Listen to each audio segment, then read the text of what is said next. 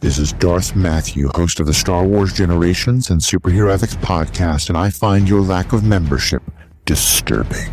You can free yourself from the ads of those rebel scum by going to theethicalpanda.com and clicking join for $5 a month, $55 a year. No more ads, only the episodes, just as the Emperor intended.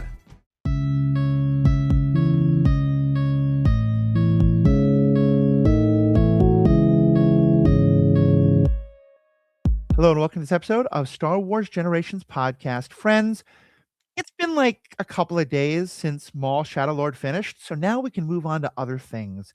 And so today fuck it, let's keep talking about Maul. There was so much more to say. Hell yeah. Alex hasn't had a chance to comment on the last two episodes, but more importantly, we also just want to kind of, now that we've seen the whole thing, look back at the whole show, talk about what worked, talk about what we loved, what we maybe could have seen done differently, what this all teaches us about the Star Wars universe, and what we think is going to happen going forward, both with Maul, but also with Star Wars in general, with everything we've learned. So before that, though, I want to give Alex a chance to brag about a cool thing he did by way of saying a really injustice that many of you suffered that he managed to escape. So, Alex, give us your humble brag about Celebration.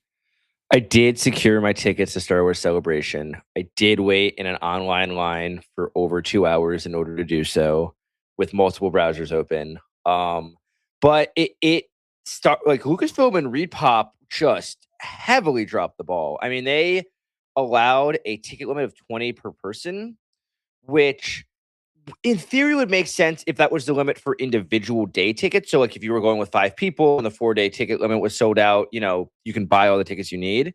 Because I ended up having to buy 8 tickets for me and my friend, one for each of us for all 4 days.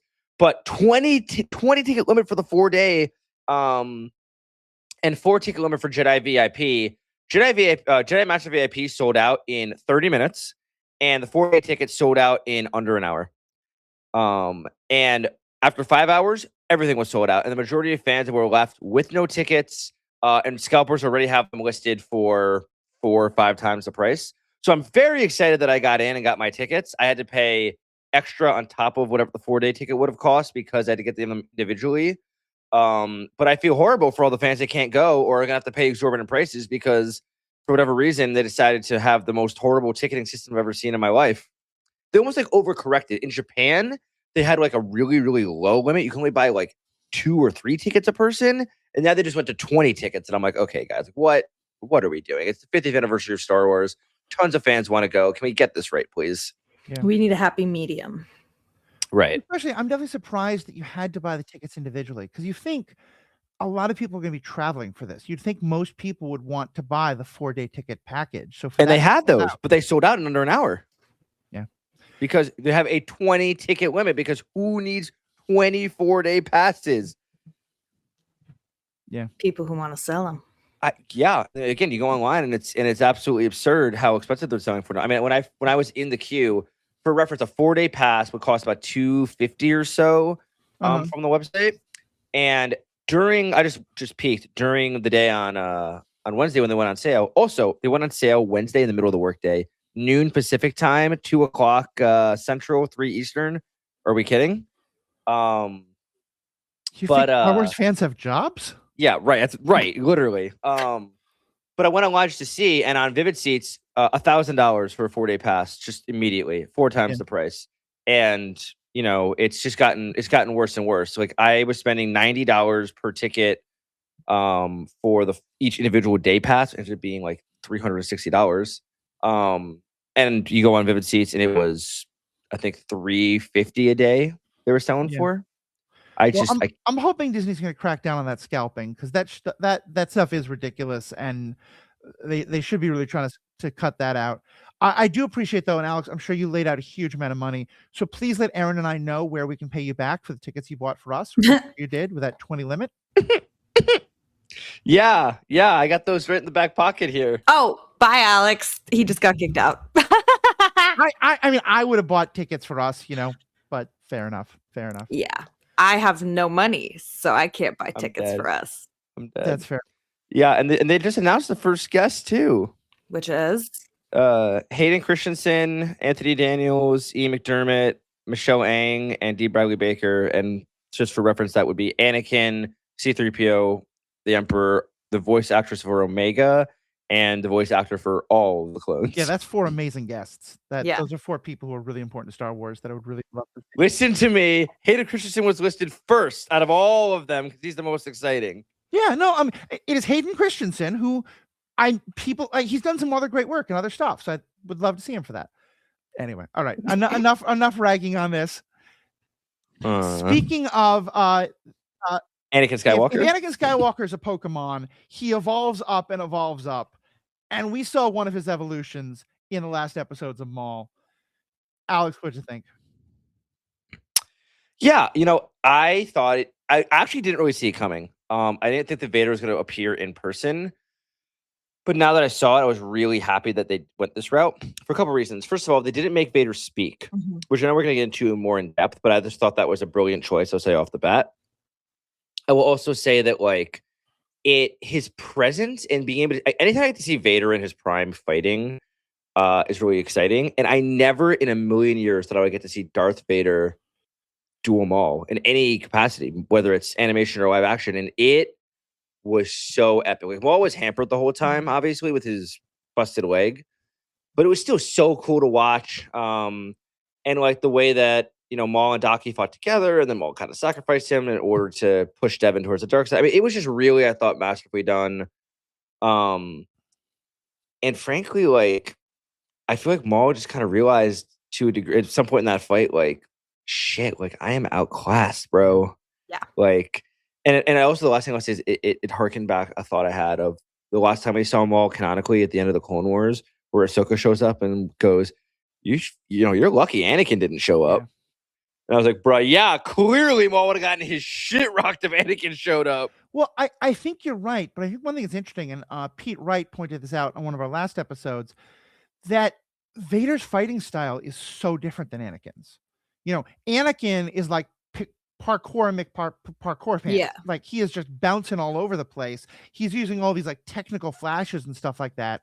Vader is just, the point I made is in D&D, you switch from a dexterity-based weapon to a strength-based weapon. He is just full ahead pounding on him. And I think you're right that both of them are better than Maul to some extent, but it's such a different fighting style. And I thought that was a great way of showing how this is Vader.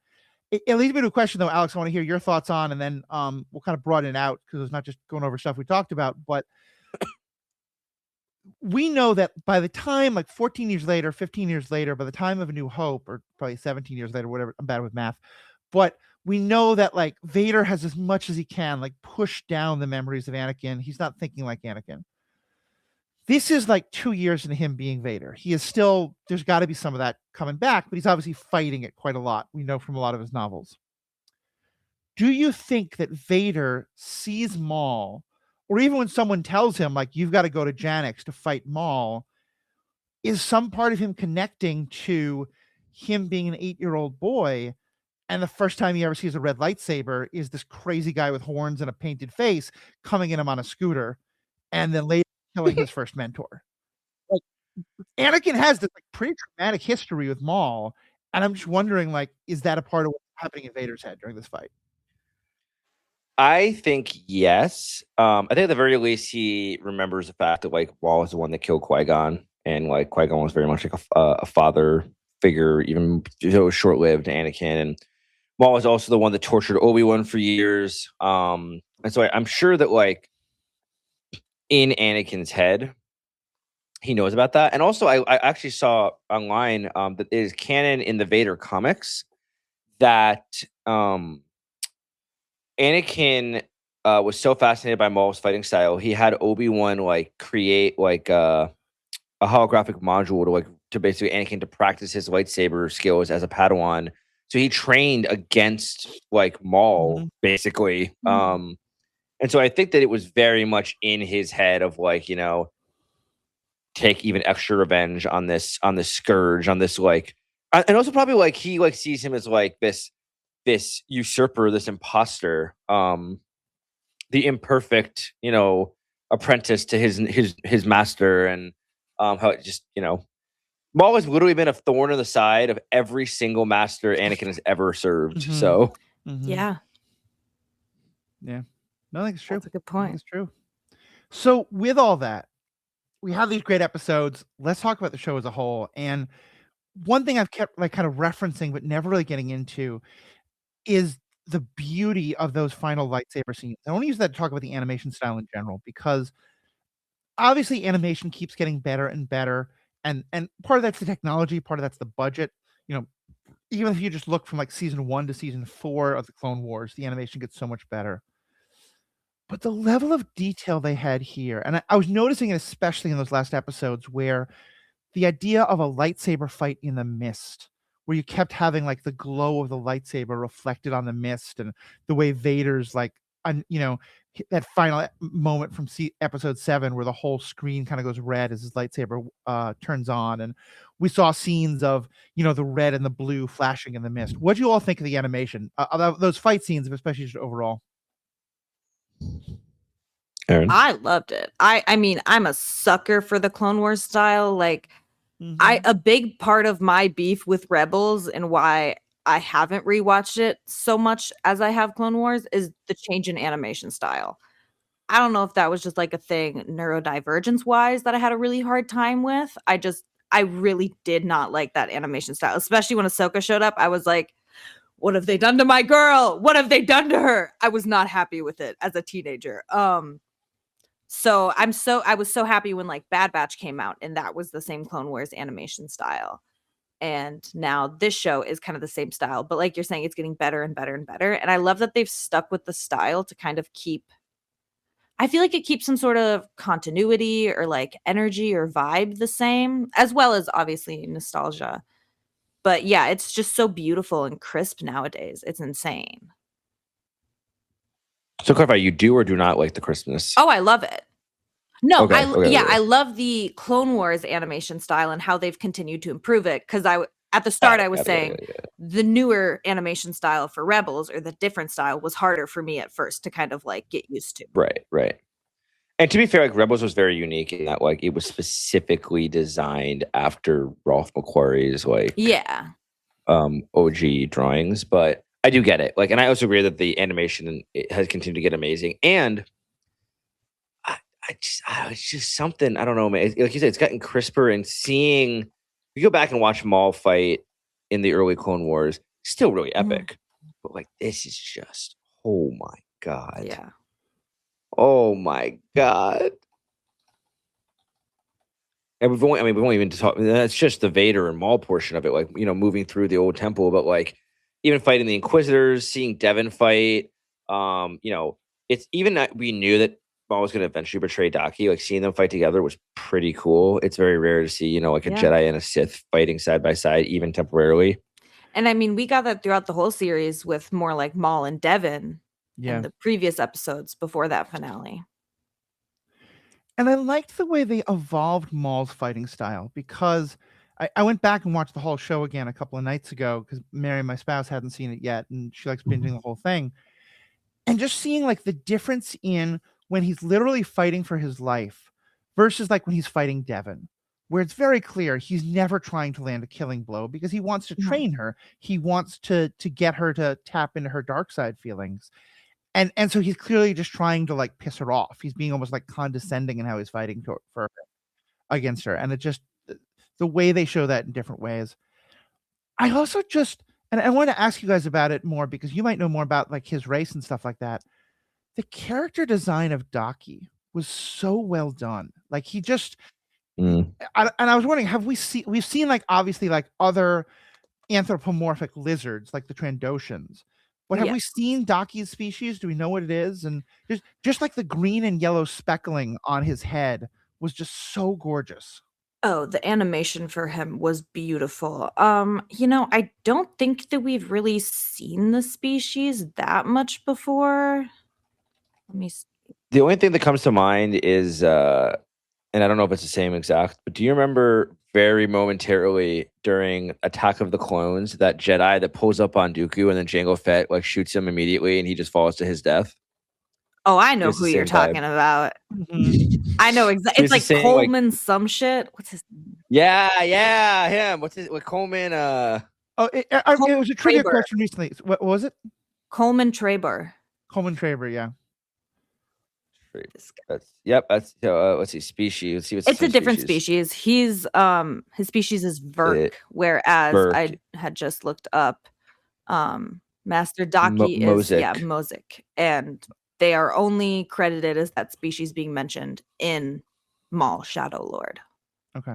Yes, there's a whole Reddit page that says TIL, the Master Daki is not the same as Colin Trevor. Look, not all dinosaurs are the same, okay? They both not. might look like anthropomorphic dinosaurs, but they're not. That is why I thought they were possibly connected, but okay. So now that we've gotten to the end, it's a beautiful show. We love Vader. What do we think of the show overall?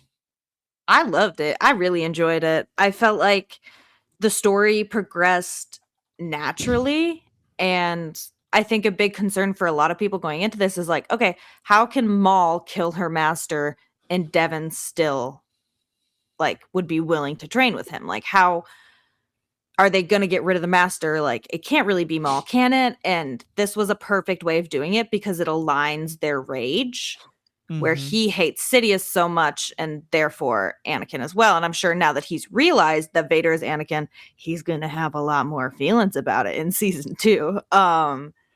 And she obviously hates Vader. I mean, in the last episode, she literally says like, I will kill him. Right. And I loved the way that they did that scene because her eyes changed so quickly, and they did just, I think, a tiny bit of layering over her vocals when she said, I will kill him. It's almost like, if you guys remember in the Clone Wars, the way that Mother Talzin's voice has like a deeper like echo to it. Oh, yeah. Yeah, I know what you mean. It felt like when she said that there was something edited in there that felt like the dark side, I guess. It like really exacerbated the idea of the rage, and I thought was really cool. Unless the actress can do that with their voice, in which that's insane. But sorry, really roundabout way to kind of get to my point. But I think it was perfect how they got rid of Master Daki. yeah, I think that it was very like, it was the best way it could, like just a gentle, it was so subtle. Maul just put a little bit of a force push to push him forward. It was kind of like a, sorry, bro, I'm leaving you. And like high key, I think that like it worked out best for Maul, but I think if Maul wasn't injured, he would have kept fighting because I think he like had some pride and like wanted to kill Vader.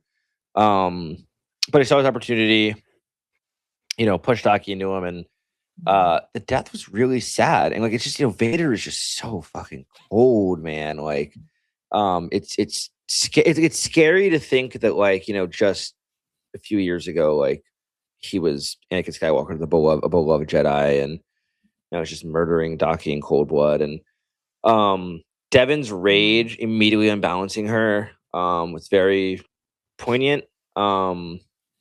At the very end, y'all, like her like gripping and like has that little creepy smile. She's like, okay, I'm ready. Like ready to like, she looks like she's ready to fucking murder a planet. Like her rage is deep.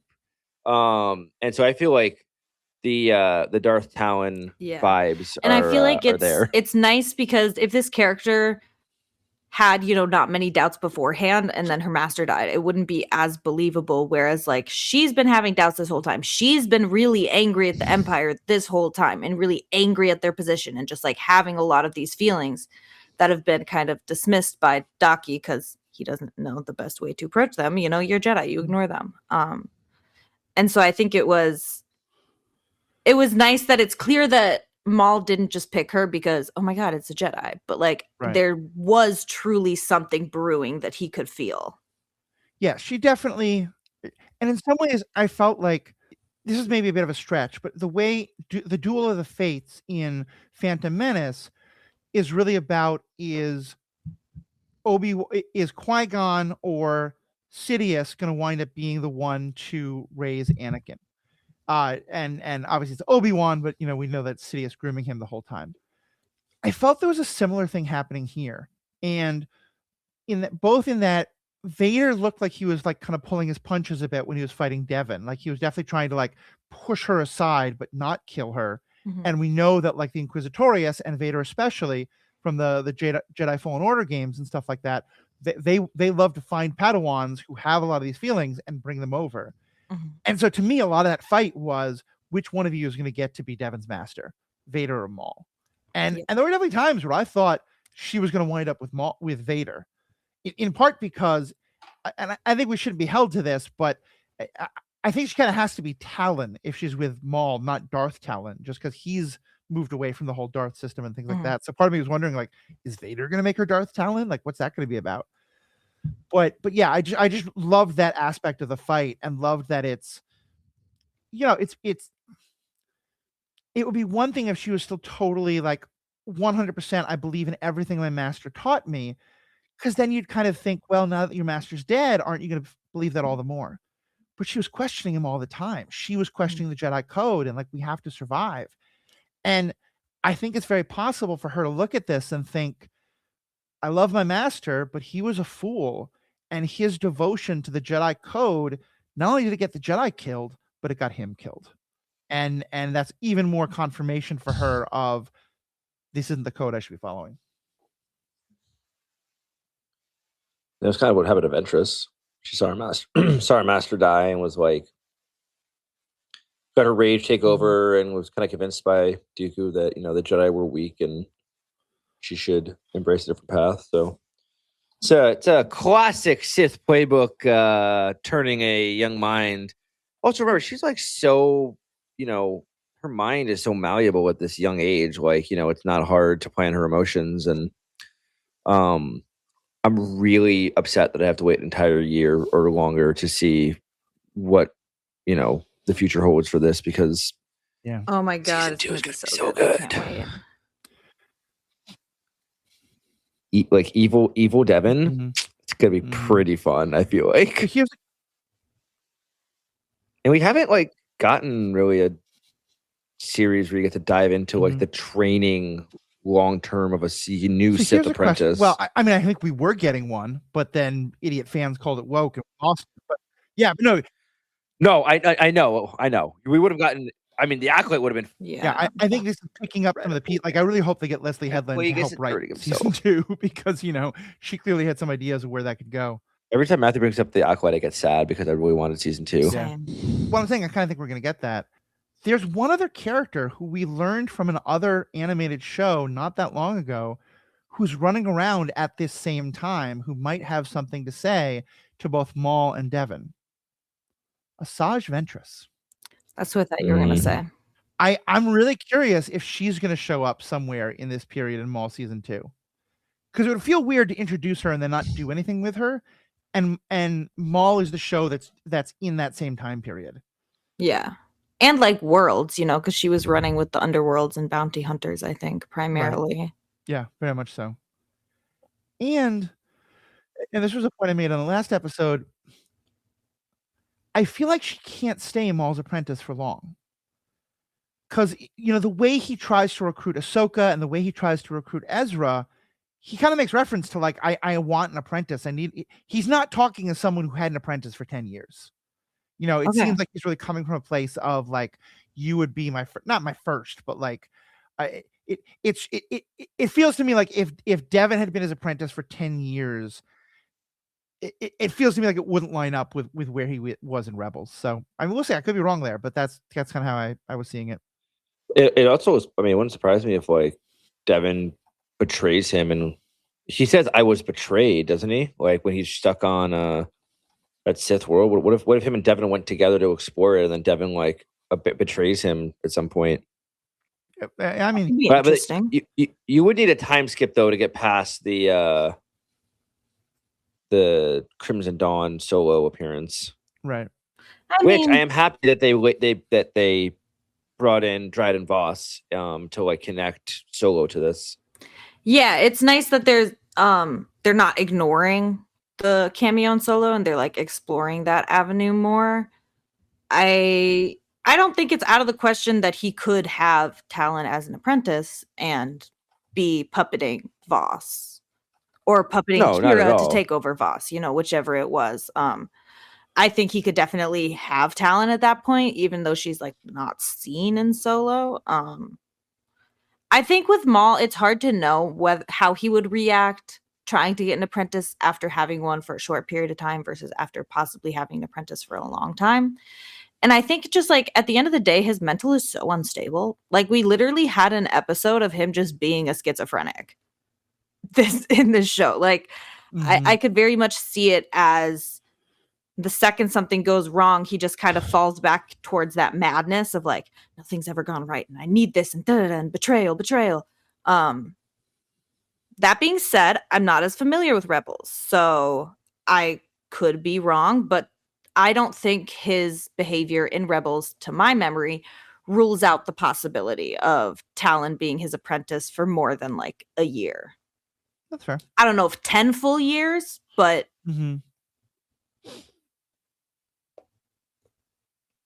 That's fair. That's fair. Do we think there'll be a time jump? I was just thinking about this because I feel like they kind of have to if we're gonna Why? like not they have to. I don't want there to be one. But I I think want to see Devin train from the get-go. well, do we think we're getting more than 2 seasons? Maybe. Because if they're gonna keep going with this show, then I don't think they would do a time jump or that they didn't necessarily need one. Because I think it would be some important exposition explaining how they get set up with Crimson Dawn. Right. I don't want them to do a time jump because I need to know about the tattoos. I need to know if they're fueled by hate or if she went to an artist.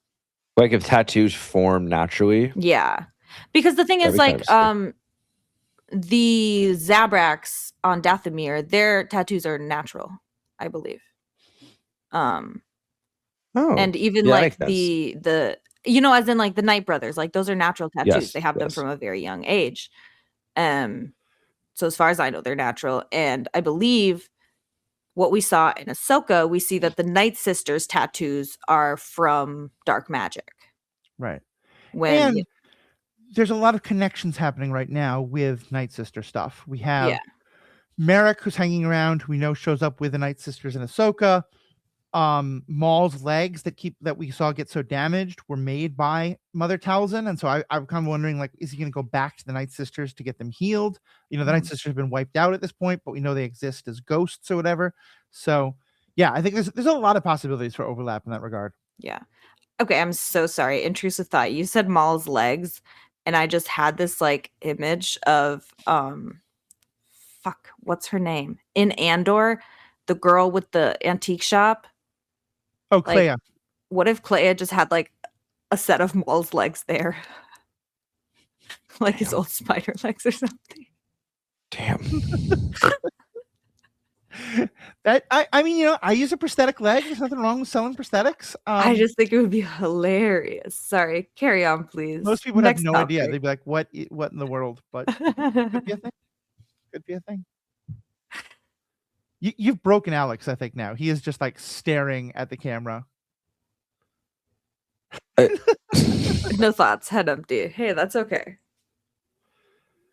That was crazy. Alex, what did you think about how Lawson's story wrapped up? It was kind of goofy. I just feel like it was so insulated. Like I get it. Like it was not all stories can end well. But it was strange in that, like, you know, he was this main character throughout the whole season, and like just very much we introduced his character and he dies at the end, and didn't overall really have a strong impact on the story, whether he was there or not. Like the Empire would have gotten called in, and all of the events that happened probably would have happened. Yeah. But you know, like I think that he was still a fun character, and that like at the end of the day, like his sacrifice, you know, I'm more intrigued honestly about like how his death is going to affect, you know, his son, and like will Riley have a role in season 2, and like will he be like a force trying to pull Devin back towards the light? What? I have a great theory about that, but you go ahead and finish up. No, send it. I did mention this when Matthew and I talked about it, but I would love to see, you know, because I think in that last scene we did kind of see when Devin was like crying but like punching the wall inside the ship, and Riley was just like you know, and she just kind of looked over, and there was like almost like a flash of compassion, but it wasn't the way she would have normally reacted to him. So I think he very much will exist in the next season as like a foil to her goodness and her compassion. But my kind of theory was, what if Maul uses that as some sort of training of like, well, prove that you're loyal to me, kill him. And I feel like that would be crazy. Yeah. Erin said murder of another child on screen. Yeah, I mean, there's so many ways they can go with that story. And I definitely agree with you, Alex. I thought it was very tropey. I didn't love, like, I'm going to sacrifice myself for him. I thought all of this is happening because of the Empire, and I left my wife because she's part of the Empire. So Two Boots, now please take my son back to his mother in the Empire. Felt a little like you don't have a cousin somewhere, dude. Felt a little strange. But yeah, I don't think Maul would make it straight up kill him just to show that you're loyal to me, because I think part of why his getting her to this far into the dark side has worked is everything he has said has been reasonable so far. It's all been her path to dark side feels a lot like Ezra's, when Ezra kind of flirted with it a bit in Middle of Rebels, or like Dooku's in the books, of like you're fighting something very evil and the light side doesn't give you enough power to fight it. This is all about fighting Sidious. This is all about fighting Vader. And Maul's kind of letting her believe she can still be a hero and just use the dark side. So I don't think it would just be like straight up kill him. Yeah. I think it would be he's weak and he's holding you back. Like that he might engineer a situation where like she has to put herself back into danger to rescue him. And he's like, I mean, also there's just the fact of like, well, if we let him go, he's going to his mother in the Empire and they're going to comfort us. So we can't necessarily just like let him leave. And why the fuck would he want to go to the Empire anyway when the Empire killed his dad? Yeah. He's gonna be a radicalized little rebel now. Yeah. And I hope with Two Boots we're gonna get an interesting story. Two Boots is the guy who, like, the leopards ate his face. He didn't think the leopards were gonna eat his face, but now that they have, he's like kind of not cool with the leopards anymore. And I wonder It's a reference to something. Oh, you haven't heard about the leopards eating my face? I have not. Wow, okay, you both are not in the same circles that I am. So there's a popular meme about talking about Trump voters who are now like, oh my gosh, I can't believe that Trump is coming after my people. What happened? And if people refer to, like, if you vote for a party called Leopards Eating People's Faces, and then you're surprised that the leopards, are eating your face. Your face. Yeah. And you're like, sure. Fuck. I see. I never thought the leopards would eat my face. And that's Two Boots isn't quite that bad. Two Boots wasn't like, I want the leopards to eat other people's face. He was like, they're leopards. They're fine. They're cute. They're cuddly. But I think he's also very much meant to represent those folks who are like, look, as long as you don't do anything bad, you don't have to worry about ICE or the cops or whatever it is.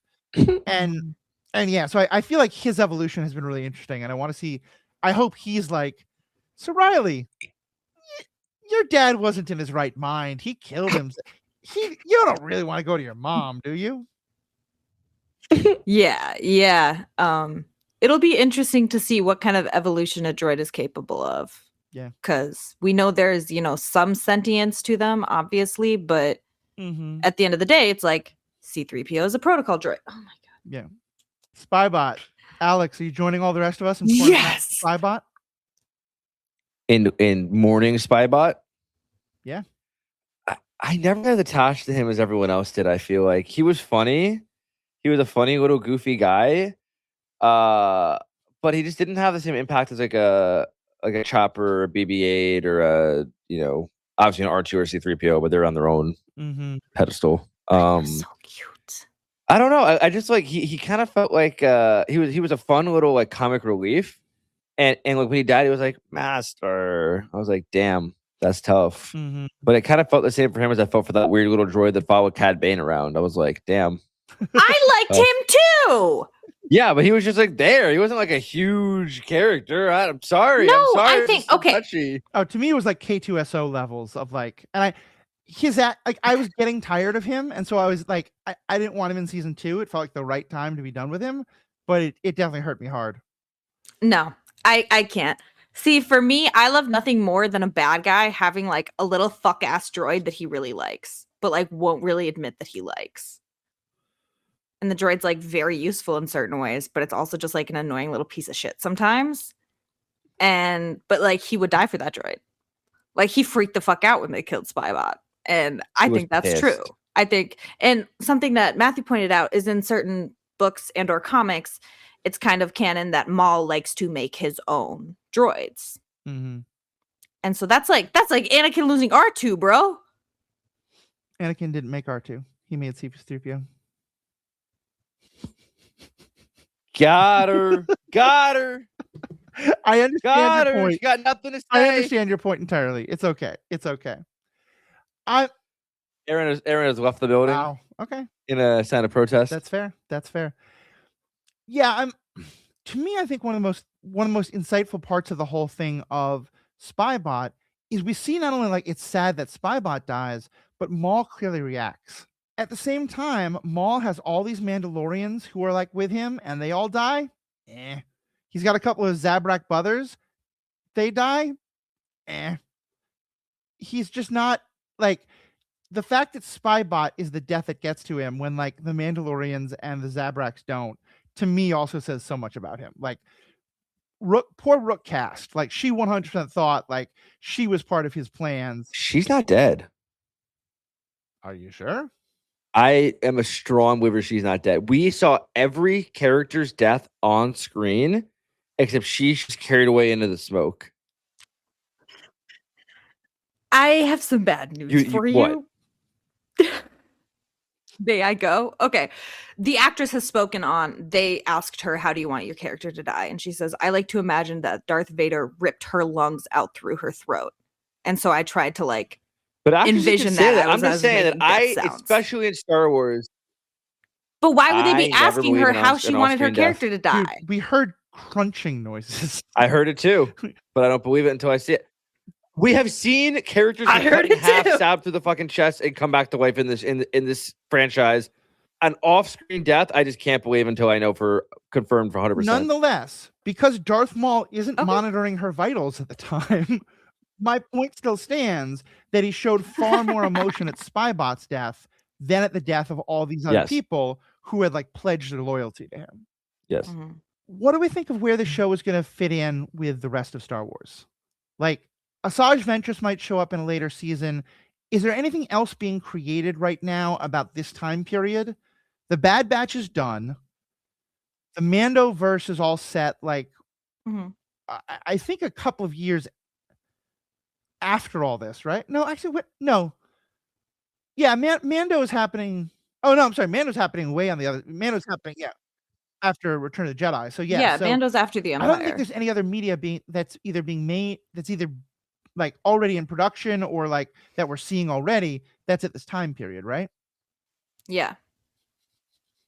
I agree. I don't think that there's anything really. I mean, maybe Mhm. some books or comics that I'm not as tapped into. But it doesn't mean we can't see characters that have been featured in like the Bad Batch, even though it's over. I don't really think like just the Bad Batch rolling up would fit in at all. But we've met some other interesting side characters throughout that show that could, play a part, that are kind of part of the underworld or whatnot. Or we could just have fairly few cameos, and I'm okay with that too. I'm all about new characters. All the new characters we've gotten so far have been, in my opinion, great. Sorry, I was Googling about Rook. You just can't believe If she's actually dead, then I'm upset about it What do you because I think? hate an off-screen death, especially for a major character in the That series. was not an off-screen death. Like, that's like saying that, like, okay, we didn't actually see Vader stab Daki. Yes, we did. No, we cut to a scene of his lightsaber being in him, but we didn't. Okay, see yes, the but we stabbing. still saw the lightsaber was already in through there. the chest. I feel like that's like we saw an on-screen death. Like, I don't know, man. I feel like if we at least like had her helmet skitter forward or something. I just Yep. All right. I don't know. Yeah, bro. I want a little. You like a little I want a little and I just like you have this main character who's sucked into the fog. I get it. It's scary, and you hear all these scary noises. But I don't know. There we go. Maul didn't even see it happen, and he just gets all fucking mad for I guess he felt it probably in the Force, but I I'm think mad. that's my point. I don't think he was mad about her. I think he's mad about it being Vader. Because like Vader's like his ex's new thing, like he's so much the of his, upgrade. like, he is feeling so betrayed by Sidious, and like definitely has that, like, no, if Sidious wanted me to be his apprentice again, I don't want to be his apprentice, but now here's the new apprentice to Sidious, like, Right. Maul is seeing the ex got together with someone who is wealthier, prettier, and making more money. Better job. Better skill set. yep, better armor. Yeah, basically. Better armor. And Maul's better like, robotic no, legs. but you love me, right? With that, Erin, any quotes you want to hit us with? Any last comments you have on your written down lists? Written down lists, one thing. I just loved how throughout the entire time that Vader was on screen, it's like people would, like, 2 or 3 of them are force pushing him, and he slides back like 5 feet, and then he just yeets them against a wall. Bro. He's like, "Oh, you want to play push? And Let's like play they push. did get him. Like die, I bitch." appreciate that it wasn't just that they had no effect on him, but they'd have that small effect, and he'd be like, "Okay, Yeah. sure, I'll do that times 10." And he like busted through the wall next to them. He was toying with them a little bit. The way he threw a wall. And I don't know, it's just like, yeah. And also, like, it was interesting because we saw like rocks being thrown at him and like rubble falling down on him, which I feel like we see happen in a lot of different. Rebel was that. I feel like everyone kind of realizes we can't win. Let me try and throw a building on this guy, and Vader's just like, "Fuck you." Well, and I was mentioning how you. in the books, especially in Legends canon, like that's how Plagueis kills his master. That's how Bane kills the sword master Twi'lek, who like who's about to outduel him. Like pulling down rocks or like a temple of a ceiling or something on a Sith master to take him out is it's a time honored tradition. Or throw him down a reactor shaft. Rocks fall, your master dies. Well, Except Obi-Wan didn't threw actually rocks at work, Vader so. in the TV series, and it seemed to affect Vader a little bit more because he was so pissed. yeah. I mean, that's also like a very powerful Jedi and a very emotionally charged situation. And a very emotionally unstable. Mhm. Anakin? Yeah, Anakin Vader, depending on the moment in that battle. Yeah. Yeah.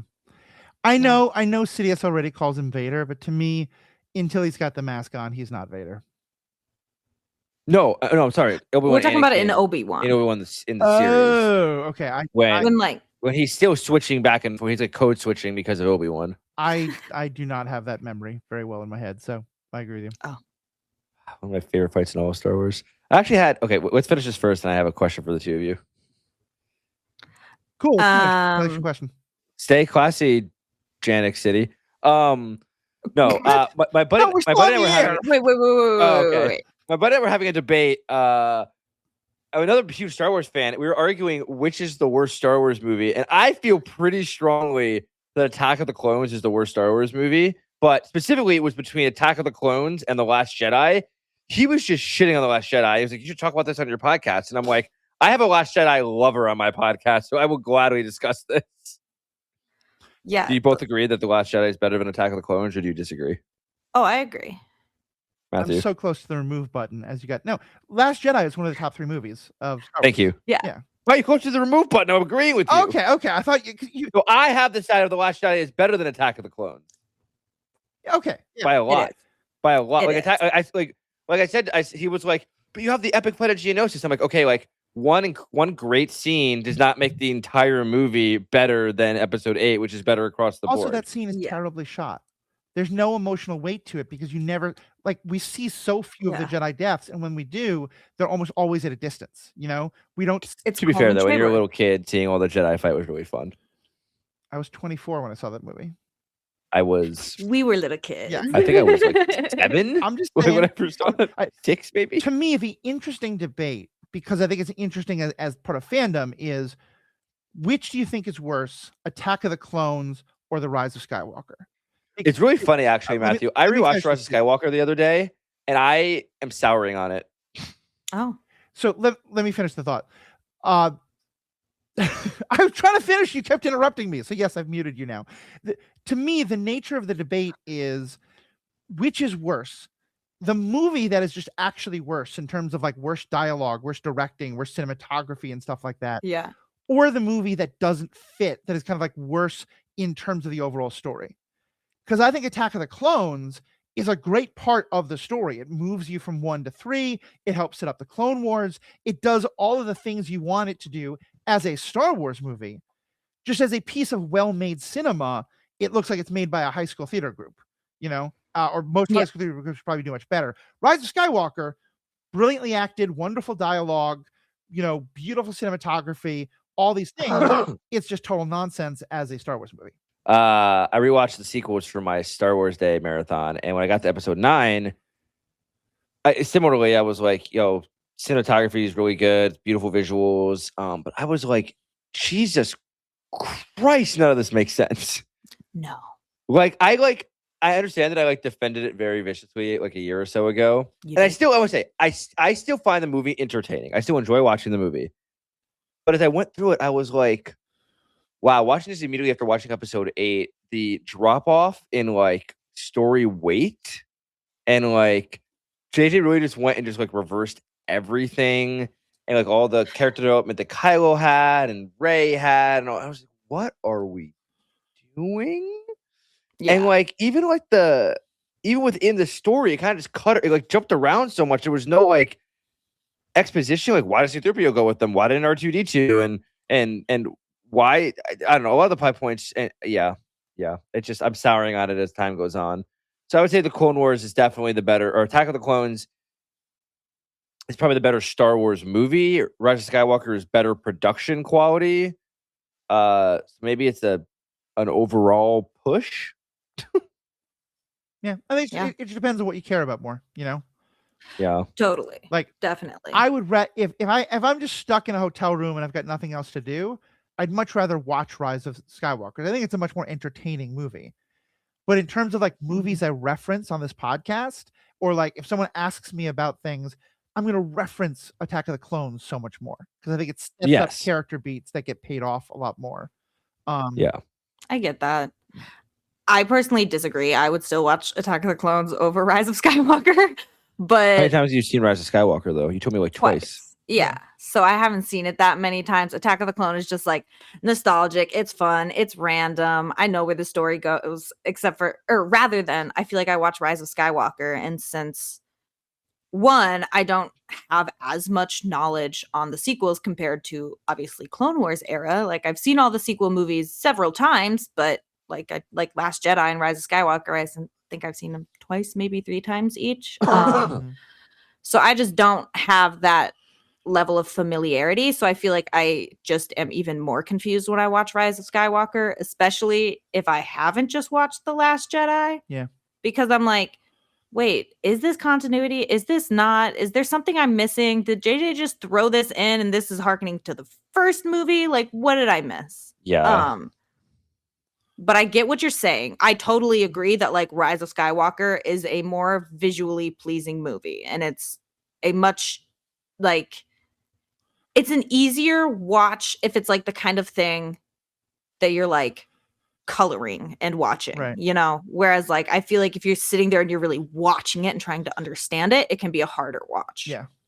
That's the humor was a little bit belabored the last time I watched it. They really made C-3PO try and make every possible joke at every. I'm like, okay, guys, we're killing some of the stuff over the top here. I think with Attack of the Clones, it's that for me, especially in the time and age that we're in now, Anakin's an incel in Attack of the Clones. The whole the fact that Lucas calls that a romance when it is so incredibly toxic. They kiss and later he's like, I'm haunted by the memory of the kiss you never should have given me. Throw a drink in his face and walk out if anyone ever uses that kind of line on you. Yeah. He'd earn a throat punch from me for sure. I think I would have liked Anakin a lot more in Revenge of the Sith if I hadn't seen that. But I saw that and I was like, Anakin's an asshole. He does not deserve a queen like Padme. And yeah, so and there's nothing in Rise of Skywalker that's painful to me in that regard. It's just that's so fair. Yeah.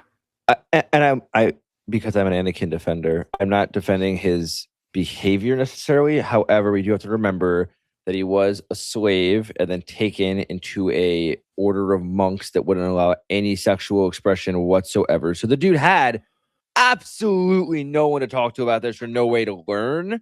So give him a little tiny bit of yeah. Like, how do you learn how to talk to anyone if you're having all these feelings as you're going through puberty and all these things? How do you know how to talk to somebody if you have no one you can trust to talk to if it's just you in your own head? When I first started using a prosthetic leg, I was clumsy as hell because I was using muscles I hadn't used in literal years. Correct. I stepped on people's foot. Yeah. It wasn't my like. I think the extent to which, like, I don't blame myself for it. I was just learning, but I still said sorry. That didn't diminish the pain that I caused. And if someone wrote a story about someone being like, "Oh, you're not stepping on my foot. It doesn't hurt at all," I'd be like, "That's a bullshit story." I'm so mad at, like, the idea that Padme would fall for that is so. I'm not arguing that character. I'm not arguing with you at all, Matthew. It makes no sense that Padme falls for Anakin at all. Yeah. I'm arguing just that I feel for Anakin's belabored, painful efforts at flirting because he had absolutely no way to know what he was doing was wrong. I think I would believe that if I thought the director thought what he was doing was wrong.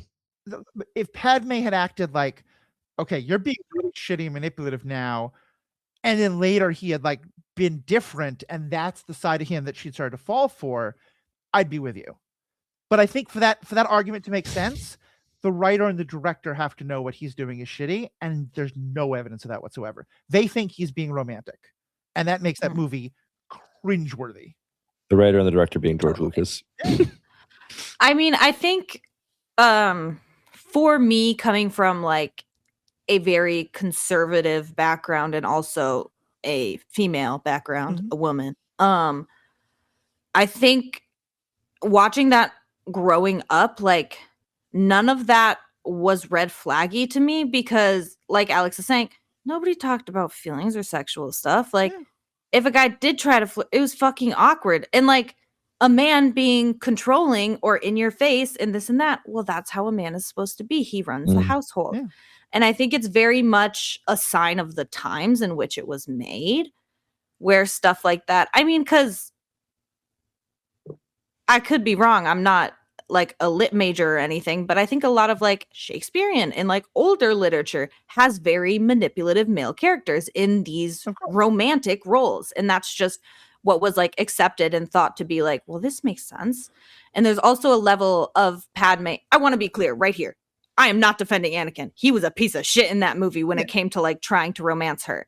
But I think for Padme, there's a level of trauma bonding also. Like, she just was, someone tried to assassinate her in her bed. And now she's, like, alone with this guy. And she's like, I don't know, like, maybe I thought about you, like, over the years. Ha ha ha. And then he's, like, being all weird. So I can see how with the trauma bond, they may end up in a place of romance. But I don't think, knowing what I know about Padme, knowing what she is throughout the show and throughout literature, and same thing for Anakin, like, I don't see her falling for that version of him. But throughout the Clone Wars, while their romance certainly isn't great, I think it is a little more believable. Oh, 100%.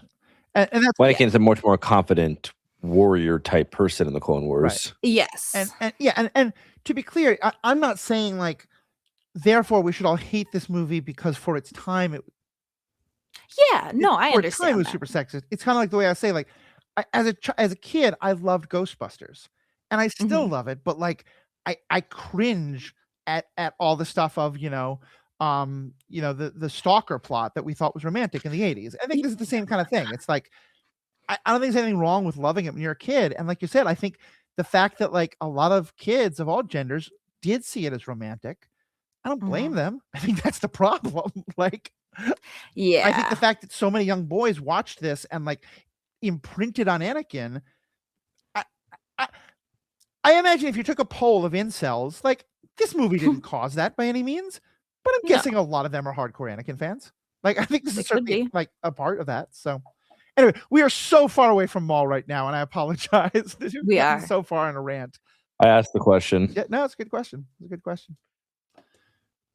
But Alex, if you're listening to this, screw you. I was right. Alex. I'm glad he's your friend, but I just have no time at this point for Last Jedi haters. Like the debate has been happening so long, and it's okay if you don't like the movie, but And the Last Jedi just gets better with age. With the more, as I watch it, like Andor actually somehow made the Last Jedi even better of a movie. Yeah. Mhm. They kind of took some of the concepts that Rian Johnson introduced and hashed them out in the Empire era instead of the post-Empire era. Yeah. I mean, I'm sure the next time I watch it, when Luke talks about the failure of the Jedi, I'm gonna think about Master Daki. Yeah. The And other just old Luke's Red death Flag. hits so hard every time. Like yeah. The twin sons. After performing the greatest show of a Jedi's force power you've ever seen. Ba-boom. Non-violence. Non-violence. For We got General Grievous 1 and General Grievous 2 over here. Yep. All right. and I'm the only one who smokes. You vape. It's not the same. Oh, I smoke weed. Oh, you actually like smoke, Daily. not just vape it? Oh yeah. Okay. Well, I don't know what character you would be in the Star Wars universe. Who? Maybe Yoda. Yoda seems like he's high. What the hell? Really mellow all the time. Okay. Matthew's so confused. We're so off topic. I'm just like, I'm just thinking of Grogu with a blood. I'm gonna go check her Instagram name. What was it again? Oh yes, Lady Tano. Yeah, but Ahsoka doesn't seem high. Yoda seems high. Yeah, Ahsoka is. But I can see Ahsoka hitting a blunt. She is not the smoking type. I could see her like be down with it, but no, she would not be. Okay, they were both just talking nonsense. It was time to go. So, on behalf of myself, Alex, and Erin, thank you all so much. You've been great fans. I appreciate you coming to this podcast. Please write in, let us know. We're gonna start talking about some other things, but we'll definitely do a feedback episode about Maul at some point later. So, if you've got some thoughts on that, write in. theethicalpanda.com is where you can find all the show notes, all the ways to contact us. You can find all the awesome things that Alex is doing, all the awesome things that Erin is doing. Most importantly, though, thank you all so much for listening. Live long and prosper.